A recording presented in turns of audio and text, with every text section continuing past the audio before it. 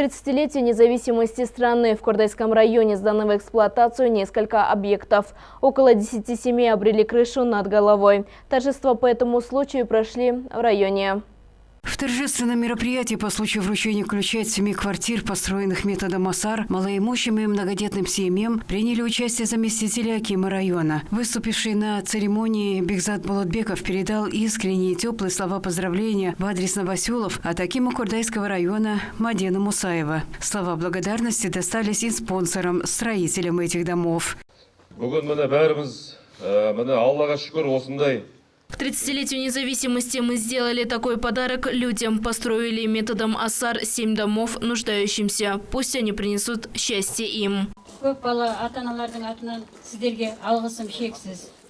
От имени многодетных матерей села выражаю огромную благодарность акиму области Бердыбеку Сапарбаеву, акиму района, всем равнодушным людям, кто нам помог, кто сделал нас счастливыми сегодня. В этот же день еще одна семья обрела крышу над головой в селе Аухатты. Здесь всем аулом построили дом матери-одиночки Зульфие Машанло. Кулиш Умурзакова, Ирнар Сегизбаев, 77 News.